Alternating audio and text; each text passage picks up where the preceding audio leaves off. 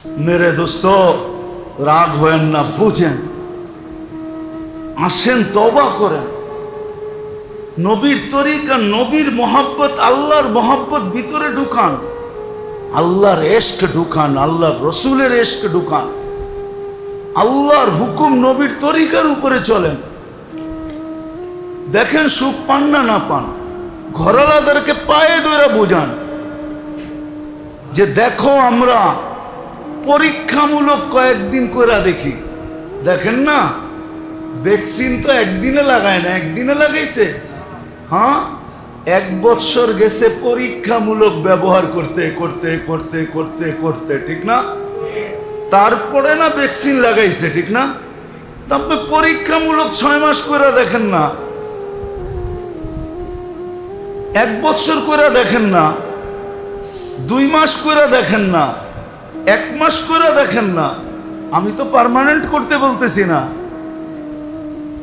পরীক্ষামূলক করে যখন দেখে যে না ফলাফল ভালো, তো আগে চলতে থাকে। সুন্নত তো শুধু দুনিয়াতে আল্লাহর এশক, আল্লাহর রসুলের এশক, আর জিন্দেগি যদি আল্লাহর রসুলের সুন্নত দ্বারা সাজানো হয়, এটা তো শুধু লাভ এইখানে দিবে না, এইখানেও দিব, ওইখানেও দিবে। আল্লাহর রসুল বলছে জিতু বিকেরামতিদ দুনিয়া ওয়াল আখিরা, প্রত্যেক ব্যক্তি দুনিয়ায় বাদশাহী জীবন পাবে, বাদশাহী জীবন। বাদশাহ যেরকম জীবন কাটায়, রব্বে কাবার কসম ওরকম বাদশাহী জীবন কাটাবে এই দুনিয়ায় বসা। চুলা জ্বলবে না, তারপরও বাদশাহী জীবন। আর আখিরাতে তো বাদশাহী আছেই আছে, জান্নাতের জীবন। এখন সিদ্ধান্ত আমাদের কাছে যে জীবনভর জ্বলতেছি, জ্বলতেই থাকবো, ঠিক না? এটাও করতে পারি যে আমি জ্বলতেছি, জ্বলতেই থাকবো।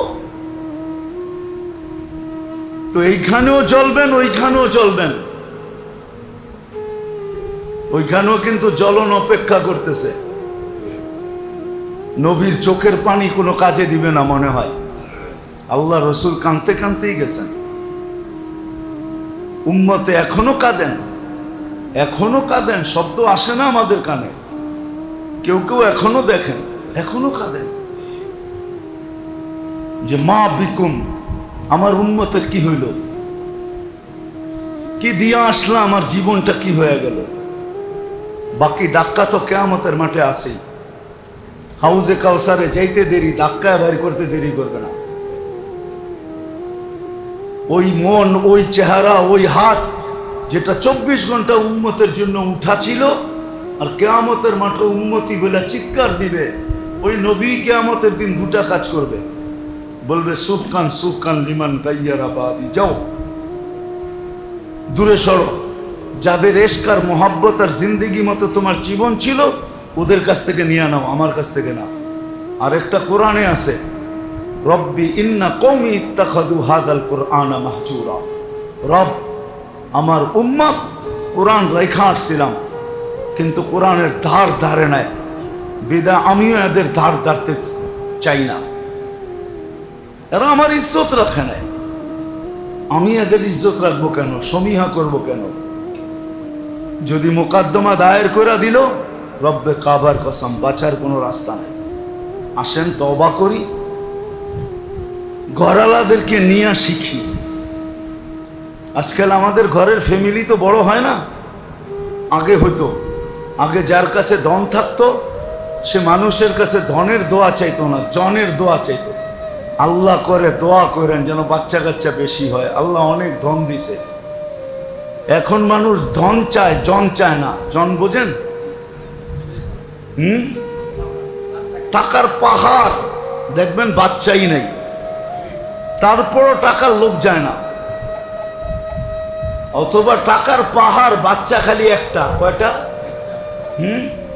ওটা মরে গেলে কই যাবে টাকা পয়সা, কে খাবে এটাও জানে না, কিন্তু হিসাব ও দিবে, টাকা খাবে মানুষে। ওই যে প্রবাদ বাক্য আছে না, তোরে খাবে পোকে, পয়সা খাবে লোকে। এখন তো জন নাই। পুরা ফ্যামিলিতে 3-4 জন,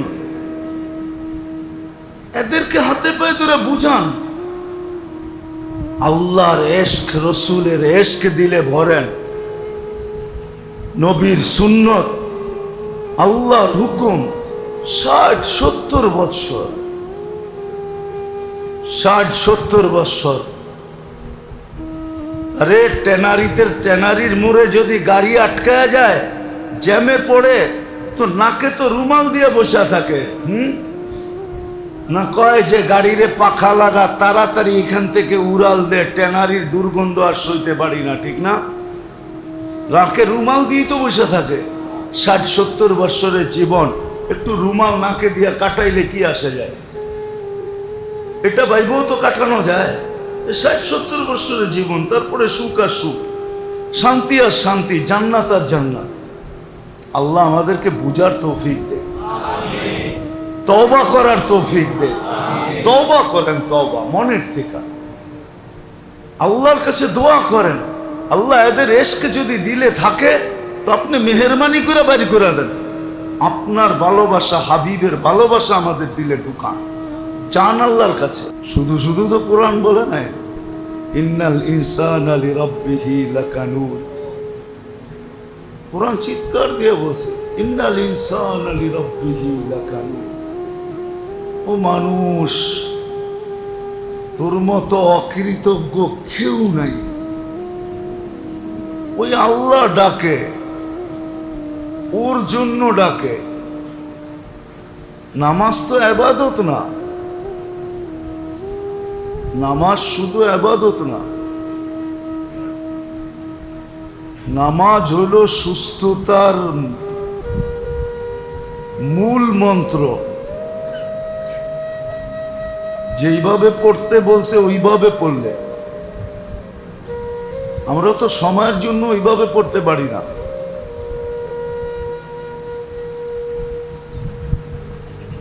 মসজিদ হইল সুখের সবচেয়ে বড় ঘাঁটি,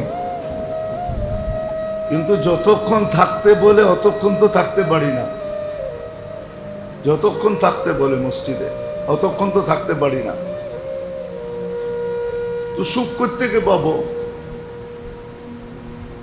নামাজে তো শুধু ইবাদত না, একটা জিনিস রাখা নাই, 100 জিনিস রাখা আছে। একটা ছোট বই বলি, পড়বেন তো না?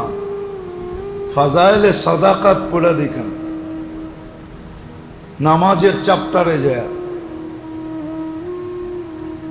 এই জন্য কিতাবে আছে, যতক্ষণ তুমি দাঁড়ায় কেরাত পড়ো, অতটুক সময় তুমি রুকু করো, তাইলে তোমার শরীরের কিছু জিনিস একটা পজিশনে আসবে। হঠাৎ কোনো ভারী জিনিস উঠাইলেই কোমরে কি লাগে? চোট লাগে, টান লাগে না? হ্যাঁ, কিন্তু আস্তে ধীরে উঠাইলে লাগে? হ্যাঁ, সতর্কতার সাথে উঠাইলে লাগে? আমাদের নামাজ দিয়ে তো শরীরকে আমরা কাজ করতে দেই না। যতক্ষণ দাঁড়ায় থাকবে অতক্ষণ রুকু করবে। ফরজ নামাজগুলাতে পারেন না, জামাতের নামাজগুলাতে না হওয়ারও কারণ আছে, হুকুম আছে যে সর্ব ধরনের মানুষ থাকে, মানুষের শারীরিক প্রয়োজনও থাকে, বিদায় ওটার ভিতরে হুকুম ভিন্ন। কিন্তু যখন একা একই নামাজ পড়ি, তখন তো হওয়া উচিত যে অতক্ষণ রুকুতে থাকো, অতক্ষণ সেজদায় থাকো, কিন্তু হুকুম এতক্ষণ বসো, যেন শরীরের এক একটা জিনিস ঠিক মতে সেট হইতে পারে। শুধু শুধু তো হাদিসে বলেন নাই তুসাল্লি তুসাহি, চিৎকার এটা।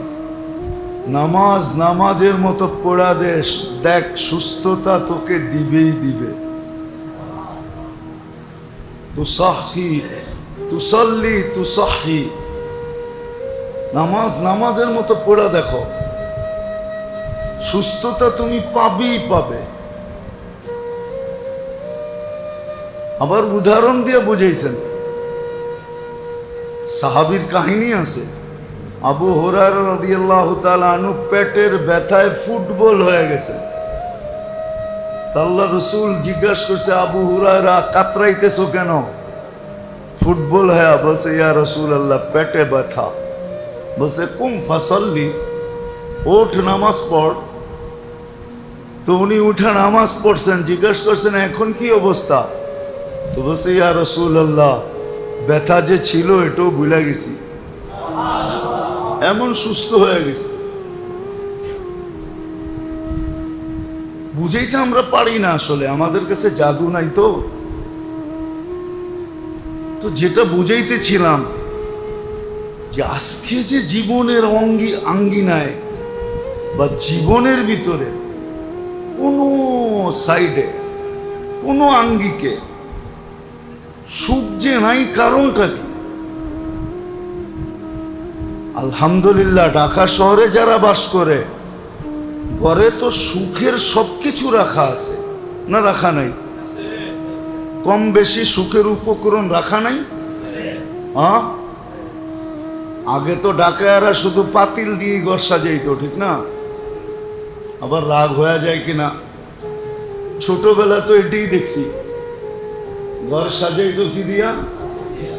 হাড়ি পাতিল দিয়া। খালি মাচান বানানো থাকতো, ওটার ভিতরে খালি সাজায় রাখতো। যেই ঘরে ঢুকলেই আগে নজরে এটা পড়তো। এখন তো আমেরিকার জিনিস আছে, ইউরোপের জিনিস আছে, জাপানের জিনিস আছে, চায়নার তো আছেই আছে। সারা দুনিয়ার জিনিস ঘর ভরা, উপকরণ সব আছে, কিন্তু শান্তি নাই কেন?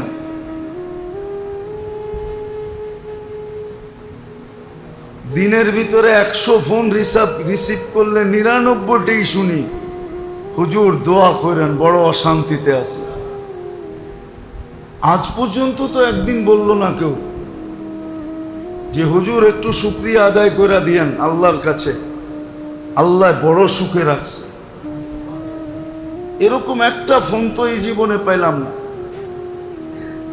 যত ফোন পাই 99টাই হুজুর বড় অশান্তিতে আছে। শুধু দিনের বেলা না, কেন আমাদের বোন বন্ধ থাকে ফজর থেকে নিয়ে 12টা পর্যন্ত, রিসিভ করি না। বাকি তো সারা রাত্র রিসিভ করি, একই কথা, হুজুর অশান্তি। মাঝে মাঝে নিজেরও হাসি লাগে যে এরকম সোসাইটির থেকে যদি অশান্তির খবর আসে, তাহলে বস্তির অবস্থা কি? কিন্তু আজ পর্যন্ত বস্তির থেকে একটা ফোন আসে নাই যে হুজুর অশান্তিতে আছি। ওরা তো এটা বলেই শেষ করে, সুখ দুঃখে যার জীবন গড়া তার আবার দুঃখ কিসে? ও তো সন্ধ্যায় আইসা শুইছে, হয়তো সকালে উঠবো, মশায় কাটলো না না কাটলো, ছাড় পোকায় খাইলো না না খাইলো, এটা ওর কোনো খবর নাই। ওর নাকটাই না ঘুমাইছে, জানতো না। আপনারা দেখানো না, কোত্থেকে দেখবেন? অর্ধেক রাত্র যায় টেলিভিশন দেখতে দেখতে, আর বাকি অর্ধেক যায় ঘুমাইতে ঘুমাইতে। কোত্থেকে দেখবে? নাইলে কমলাপুর যেয়া দেখেন, সদরঘাট যেয়া দেখেন। ঘুম দিছে তো দিছেই। গাড়ি ঘোড়ার আওয়াজ ওর ঘুমে কোনো ব্যাঘাত হয় না। ও মাশাআল্লাহ, নাকটাই না ঘুমাইতেছে। কি পাওয়া যায় না? হ্যাঁ, ওইখান থেকে ফোন আসে না, এমন জায়গার থেকে ফোন আসে, মাঝে মাঝে নিজেরও হাসি পায় যে এরকম জায়গায় থাইকেও অশান্তি। তাহলে শান্তিটা আছে তো আছে কোত্থেকে? কেননা দুনিয়ার কিছু দেশে আমাদের রাত্র হলে ওদের দিন হয়। আমেরিকাতে এখন রাত্র 1:14 বাজতেছে। আর আমার যখন রাত্রের 1:14 হবে তখন ওর দিনের 1:14 হবে। ও তো দিন পাইবে আমারে ফোন দেয় যে আমি তো দিনে দিছি। আমরাও সারা রাত্র আসতে আসতে রাত্র পার হয়ে যায়। আমরাও মেহরবানি মনে করা, দয়া মনে করা যে ফোন করছে ধরি দেখি কি বলে। তো নিউ ইয়র্কে থেকেও বাইসা আসে হুজুর অশান্তি। নিউ ইয়র্কে থেকে যদি অশান্তি হয় তো ঢাকা শহরে তো তুফান হওয়া দরকার ছিল, ঠিক না? কি হাসেন না, বাবার কথা। লন্ডন থেকে ফোন আসে হুজুর অশান্তি। ইংল্যান্ডে থেকে যদি অশান্তি হয়, প্যারিসে থেকে যদি অশান্তি হয়, টোকিওতে থেকে যদি অশান্তি হয়, তো শান্তি কোন জায়গায়? রব্বে কাবার কসম মানেন আমাদের কথা। আমাদের ব্যথা দিলে জাগা দেন, একটু মানেন। আজকে মাইনা নেন, কাজে দিবে। গড়ালাদের হাতে পায়ে ধরে বুঝান, মা বোনদেরকে বুঝান যে আসো, প্রসাদনী নাই এই জন্য অশান্তি না। অশান্তির কারণ হলো আমাদের খাওয়া লওয়া চলা ফেরা 24 ঘন্টা আমাদের কায়েরের তরিকায় কাটে, কায়েরের পদ্ধতিতে কাটে। যে আল্লাহ মানুষ বানাইছেন, মুসলমানের ঘরে অস্তিত্ব দিছেন, ওই আল্লাহ এই তরিকায় কাটানোর জন্য দেন নাই। ওই তরিকায় কাটানোর কারণে আমরা অশান্তিতে আছি। আছে দুনিয়া, এখনো আছে, আছে। স্ত্রী সারা রাত্র স্বামীকে সান্ত্বনা দেয়, সন্তান মা বাবাকে সারাদিন সান্ত্বনা দেয়। তোমরা এত পেরেশান হয়েও না, আমাদের কিচ্ছু লাগবে না। আমরা পুরান কাপড়কে নতুন বানায় ঈদ করে নিব, তোমাদের পেরেশান হইতে হবে না। নতুন কাপড় পরলেই যে দিলে শান্তি হবে এমন না। আছে, এরকম ঘরও আছে, এরকম সংসারও আছে। স্ত্রী স্বামীকে সারা রাত্র সান্ত্বনা দেয়, তুমি চিন্তা করো না, একবেলা খাবো একবেলা খাবো না। ছেলে পেলেও সান্ত্বনা দেয় মা বাবাকে, তোমরা চিন্তা করো না, আমরা কাউকে জানতেই দিব না আমাদের ঘরে চুলা জ্বলে নাই। আছে, আপনারা যদি খোঁজ না পান আমার সাথে চলেন, আমি দেখায় দিব। আপনাদের ফ্যামিলি নিয়ে চলেন, ফ্যামিলি জিজ্ঞাসা করবে, ছেলে পেলে ঘরের মানুষ হাসি মুখে বলবে যে আমাদের ঘরের ফার্নিচার নাই, কিন্তু এটাই আমাদের ঘরের সগাত। সগাত বোঝেন? এটা উর্দু শব্দ, কোত্থেকে বুঝবেন? আমাদের ঘরের সৌন্দর্যই এটা, ফার্নিচারই এটা, যে আমাদের ঘরে কোনো অশান্তি নেই, আমরা শান্তিতে আছি, আমরা সুখে আছি। সন্তান মা বাবার গলা জোড়া ঘুমায়, আর মা বাবা সন্তানকে বুকে নিয়ে ঘুমায়, এটাই আমগো শান্তি। আমার সাথে চলেন, আমি ঘর দেখায় দেব। ফ্যামিলি নিয়ে চলেন, জিজ্ঞাসা করে আসবে, ওরা জোর দিয়া বলবে আলহামদুলিল্লাহ, বইলা বলবে আলহামদুলিল্লাহ, আমরা বড় সুখ। আমাদের মতো সুখ কারো কাছে নাই, সত্য। ওর চেয়ে সুখ কি হইতে পারে বলেন আপনি? ওর চেয়ে সুখ কি হইতে পারে? পুরুষ ঘরে ঢুকলে স্ত্রী পাও টিপা ঘুম পড়ায়, আবার সকালে পাও টিপা ঘুমের থেকে উঠায়। যতক্ষণ ঘুমায় ঘন্টার পর ঘন্টা পাও টিপতে থাকে। চলবেন আমার লগে? দেখায় দিব আপনারে। আমি বানানো জমা খরচ দিতেছি না, বাস্তব জমা খরচ দিতেছি, বাস্তব।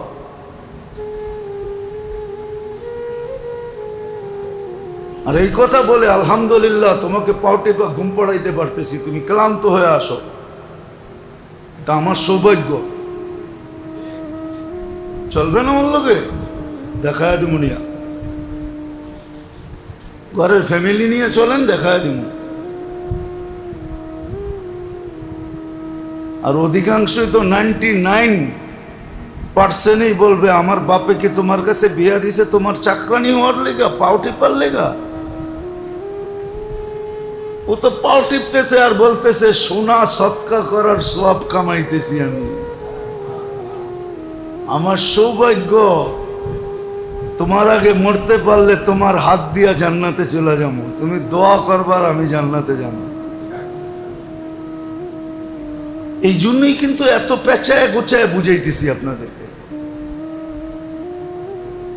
এই জীবনটা আমাদের ইহুদি নাসারার তরিকার মতো, মনটা ভরা ওদের ভালোবাসায়, নামাজে দাঁড়ায় বলি গায়রিল মাগদুবি আলাইহিম ওয়ালাদ-দাল্লিন, আল্লাহ এদের তরিকার থেকে বাঁচান। আপনি সুখ পাবেন কোত্থেকা? সুখ তো পাওয়া যাইত যদি মুহাম্মদুর রাসূলুল্লাহর তরিকা দিয়ে জীবনটা সাজানো থাকতো। আসল জায়গায় আসছে। আর মুহাম্মদুর রাসূলুল্লাহর সুন্নতের ইশক দিলে থাকতো, ইশক মুহাম্মদুর রাসূলুল্লাহর ইশক যদি দিলে থাকতো, ওটা তো দিলে নাই, ওটা ঠোঁটে আছে, ওটা দিলে নাই। সুন্নতের ইশক নেই, মুহাম্মদুর রাসূলুল্লাহর সুন্নতের ইশক নাই, ওনার ইশক আমার দিলে নাই। ওনার ইশক যদি যুবকের দিলে থাকতো, যে আল্লাহর রসুলের ইশক আমার দিলে, ভালোবাসা আমার দিলে, মহব্বত আমার দিলে, আর কারো ভালোবাসা নাই, আল্লাহর ভালোবাসা আমার দিলে, আল্লাহর ইশক আমার দিলে, আর শরীরটা যদি ওইভাবে সাজানো থাকতো। আছে আছে দুনিয়াতে কিছু লোক আছে, এদেরকে আল্লাহ পাখির মতো পালে, বিশ্বাস হয় না? না, আপনাদের হবে কোত্থেকা? জানতো না? যায়া দেখেন, ওদের সাথে চলা দেখেন, ওদের জায়গায় যায়া দেখেন, পাখির মতো পালে। সারা দিন আসতেছে, মানুষ খাইতেছে, সে শুধু দেখতেছে আর দিলে দিলে আলহামদুলিল্লাহ বলতেছে, আলহামদুলিল্লাহ। আল্লাহ বসায় বসায় খাওয়ায়, বসায় বসায় খাওয়ায়। তা হাদিসে নেয়ামত বলতেছি আমি চিনি এদেরকে। জীবনে নিজে বানায়া কয় পদের ভর্তা একসাথে খাইছেন? হ্যাঁ, কয় পদের? 10 পদ?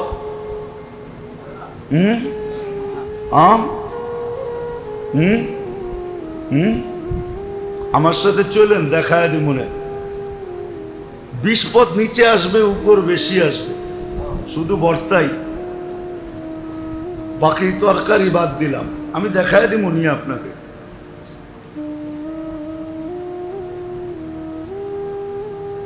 চলেন।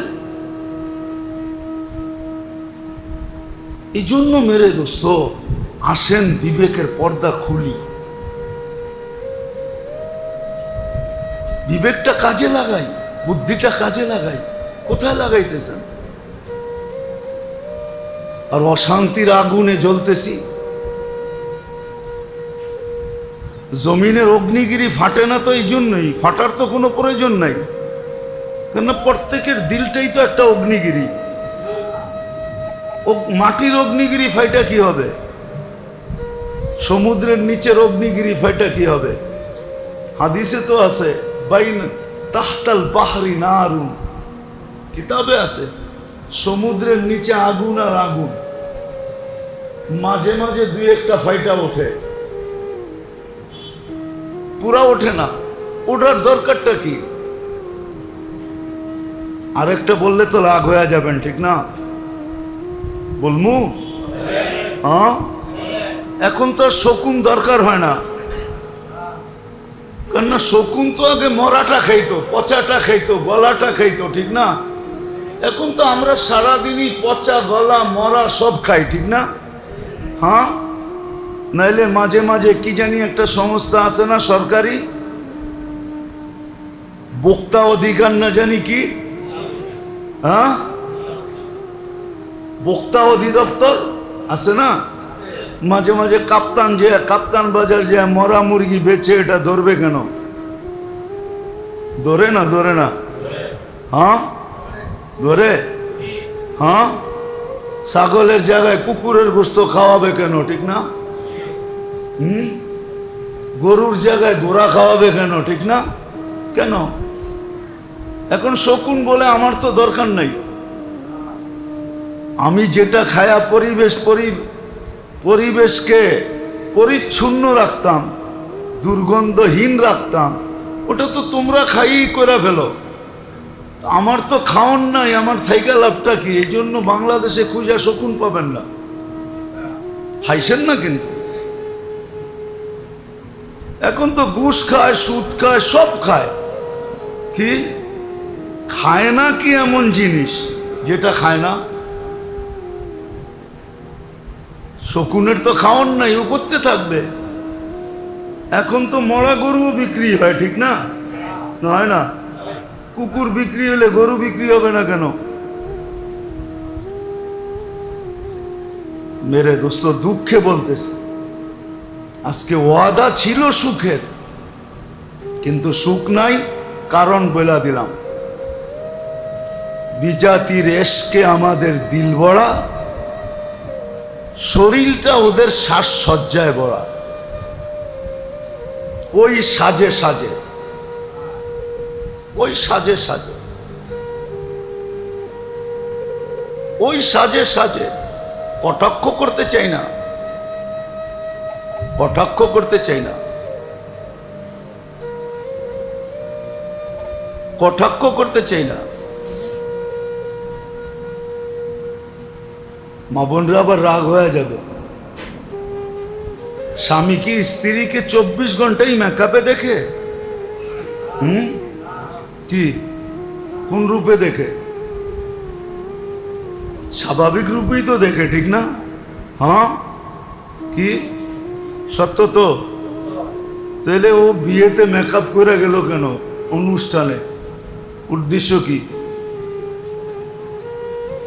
বুঝান আমাকে? স্বামীকেই যদি দেখানো হইতো তো সব 24 ঘন্টাই স্বাভাবিকভাবে দেখে, ঠিক না? হ্যাঁ, বুঝাইতে পারি না আপনাদেরকে। তাহলে তো ও বলতো যে আমার তো প্রসাধনীর দরকার নাই, তুমি তো 24 ঘন্টাই আমাকে স্বাভাবিকভাবে দেখো, স্বাভাবিক সাজে দেখো। স্বাভাবিক সাজেই তো আমার জন্য শান্তির সাজ।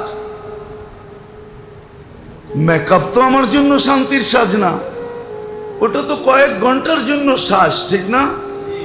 কি আবার বেশি গরম হইলে অসুবিধাও আছে, মেকআপেও পাগলির মতোই দেখা যাবে, ভালো দেখা যাবে না। কেননা গাম যখন জ্বরবে তো মেকআপও তো উল্টা পাল্টা হবে, ঠিক না?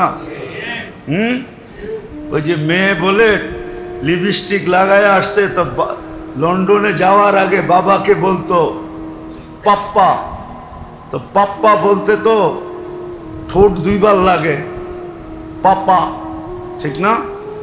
এখন আয়শা বলতেছে ডেডি, তো বলছে মা তুমি তো পাপা বলতা, এখন ডেডি বলো কেন? বলছে বাবা লিপস্টিক লাগাইছি তো, পাপা বললে লিপস্টিক নষ্ট হয়ে যাবে, ঠোঁট লাগবে, লিপস্টিক এলোমেলো হয়ে যাবে, এই জন্য ডেডি বলতেছি, কোনো ঠোঁট যেন ঠোঁটে না লাগে। অবস্থা এরকম। আজকে কায়রের তরিকায় সাজার কারণে, ফলো করার কারণে আমার পুরা সমাজ জাতি অশান্তিতে আছে। আল্লাহ বলে বানাইলাম আমি, সুসজ্জিত করলাম আমি, সুরক্ষিত করি আমি, 24 ঘন্টা লালন পালন করি আমি। শীত আইতে দেরি, শীতের সবজি তোর কাছে পাঠাইতে দেরি করি না, প্রত্যেক ঋতুর ফল তোর হাতে উঠায় দিতে দেরি করি না, সব ব্যবস্থা করি আমি। আর তোর দিলের ভিতরে এশক হইল গায়রের, আমার দুশ্মনের, আমার রসুলের দুশ্মনের, আর তুই ভাবিস তুই সুখে থাকবি। সুখ তো উপর থেকে আসে, নিচের থেকে আসে না। তাইলে উন্নত দেশের মানুষগুলা বেশি আত্মহত্যা করতো না। আত্মহত্যার প্রবণতা সবচেয়ে বেশি উন্নত দেশের মানুষ, সবচেয়ে বেশি মেন্টালিটি সমস্যা উন্নত দেশের মানুষের। মানসিক রোগী আমাকে তো বুঝাইতে হবে না। আমি তো প্রথম যখন অস্ট্রেলিয়া গেছি, প্রথমবার যেদিন, তা আমাকে যারা রিসিভ করতে আসছে তার ভিতরে একজন ছিল ওইখানে ডাক্তার, কেমিস্ট্রি ছিল, বড় কেমিস্ট্রির প্রফেসর। আমি বাইরে, আমি চিনি ওনাকে আগের থেকে। আমি হাসতে হাসতে জিজ্ঞাসা করতেছিলাম, ডাক্তার সাহেব অস্ট্রেলিয়ায় মানসিক রোগী শতকরা কয়জন? আপনি কেন জিজ্ঞেস করেন? আপনি তো মাত্র জীবনে প্রথমবার আসলেন। তা আমি বললাম, আমি প্রথমবার আসতে পড়ি, আল্লাহ তো আমাকে কিছু দিছে, একবারে তো খালি না। আমি অলিপুরা না হইলেও তো খালি হতো না। আপনি কেন জিজ্ঞেস করেন? আমি বললাম, বলেন না আপনি, অসুবিধা কি? কেন আমার মনে হইলো আচরণে বেশিরভাগই মানসিক রোগী। স্বাভাবিক মানুষের আচরণ এরকম হয় না। শতকরা 4 জনে 1 জন মানসিক রোগী।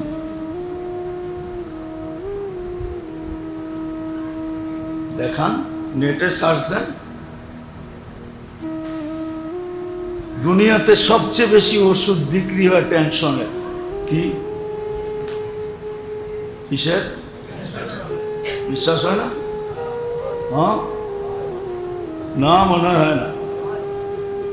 গ্যাস্ট্রিকের ওষুধের ভিতরে অর্ধেক হইল টেনশনের, টেনশন মুক্ত হওয়ার জন্য, আর অর্ধেক হইল গ্যাসের জন্য। নাই তো কোনো একজন ডাক্তার, নাহলে জিজ্ঞাসা করতাম। এগুলো কাটা শেষ আমার। দুনিয়ায় সবচেয়ে বেশি ওষুধ বিক্রি হয় ডেলি ট্রিলিয়ন ট্রিলিয়ন ডলারের, শুধু টেনশনের।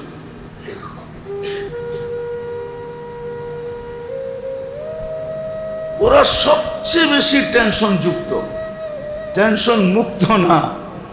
টেনশন মুক্ত হলে ওই সদরঘাটে যে থাকে, ওর কোনো টেনশন নেই। টেনশন মুক্ত ও যে আমার ঘরে কাজ করে। ও জানে বিস্পদ পাকাইলে কি হবে, সারে তো মাইপা খাবে, ছাড়া তো খাইতে পারবে না, আর ফ্রিজও রাখবে না। যাওয়ার সময় তো এটি আমাকেই দিয়া দিবে, আমি বক্সে বইরা লয়ে যামু, আর বাসায় নিয়ে পোলাপানদের সামনে রেখা কমু, মন বইরা খা। কামাইছে একজনে, পাকাইছে আরেকজনে, দেখছে আরেকজনে, খাবি আরেকজনে। ওই প্রবাদ বাক্য সত্য। বাগানে একটা শব্দ হইল, শুনলো 2 জনে, ওই 2 জনে গেল না, গেল অন্য 2 জনে। ওই 2 জনে দেখলো না, দেখলো অন্য 2 জনে। ওই 2 জনে নিল না, নিল অন্য 2 জনে। ওই 2 জনে খাইলো না, খাইলো অন্য একজনে। এরমই হবে, মনে হয় বোঝেন না? কানে শুনছে, পায়ে গেছে, চোখে দেখছে, হাত দিয়া নিছে, খালি একা মুখে খাইছে। আমার বাড়ির কাজের লোক মজা করে খায়, কামায় একজনে, বাজার করে আরেকজনে, পাকায় আরেকজনে, দেখে আরেকজনে, মজা করে খায় আরেকজনে। এটাই তো নিয়ম চলতেছে, ঠিক না? কি এটা না? এটাই তো করি। ঘরের মহিলারা তো এটাই করে। পচায় ফেলমু, তুই নিয়ে যা। কেন না, গড়ালারা তো বাইসা বাইসা খাইছে, হার্টের দিকে দেখা খাইছে, কিডনির দিকে দেখা খাইছে, ডায়াবেটিসের দিকে দেখা খাইছে, প্রেশারের দিকে দেখা খাইছে। বাজার তো ঠিকই করছে, পাক তো ঠিকই হয়েছে, শুধু খাইতে পারে না, দেখছে শুধু। এই একটু চিমটি দিয়া দিয়া উঠে আনিছে, বাকি সব কাজের বয়ে নিয়ে গেছে। ওর কোনো টেনশন নাই। ওর টেনশন এতটুক, আজকে কাজে যেতে পারবো কিনা, কাজে গেলে কয়েক আইটেম বাড়িতে নিয়ে আসতে পারবো, এতে সন্দেহ নেই। ও টেনশন ফ্রি। মেরে দোস্ত, রাগ হয়েন না, বুঝেন, আসেন, তওবা করেন। নবীর তরিকা, নবীর মোহাব্বত, আল্লাহর মোহাব্বত ভিতরে ঢুকান, আল্লাহর এশক ঢুকান, আল্লাহর রসুলের এশক ঢুকান, আল্লাহর হুকুম নবীর তরিকার উপরে চলেন। দেখেন সুখ পান না না পান।